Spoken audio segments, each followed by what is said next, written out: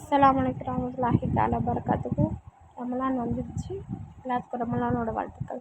இந்த வருஷம் ரமலானை சும்மா கடந்து போக முடியாது. ஒரு புதிய மனிதனாக மாற நீங்கள் ரெடியா? ரமலானுக்காக நாம் செய்ய வேண்டிய முதல் வேலை நியத் செய்யணும், மற்றும் தௌபா செய்யணும். நம்ம மனசை சுத்தமாக நல்லதாக வச்சுக்கணும். முதல்ல உங்கள் மனசில் இருக்க பொறாமை, கோபம், பகை எல்லாத்தையும் தூக்கி எறிஞ்சிருங்க. யாராவது மனஸ்தாபம் இருந்தால் அவங்கக்கிட்ட பேசி சமாதானமாக ஆகிக்கோங்க.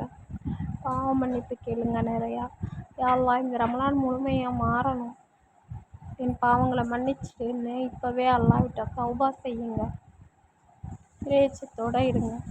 இந்த ரமலான் எத்தனை முறை குர்ஆன் ஓதணும், எவ்வளோ தர்மம் செய்யணும்னு யோசிங்க. நண்பர்களே, ஒரு விசேஷமான விருந்தினர் நம்ம வீட்டுக்கு வர்றதுக்கு முன்னாடி வீட்டை சுத்தம் செய்வோம்ல, அதே மாதிரி சுத்தம் ரமலான் வர்றதுக்கு முன்னாடி உங்கள் மனசை சுத்தம் செஞ்சு வைங்க. வீட்டை சுத்தம் செய்யுங்க, நல்லா சுத்தமாக வச்சுக்கோங்க. அஸ்ஸலாமு அலைக்கும்.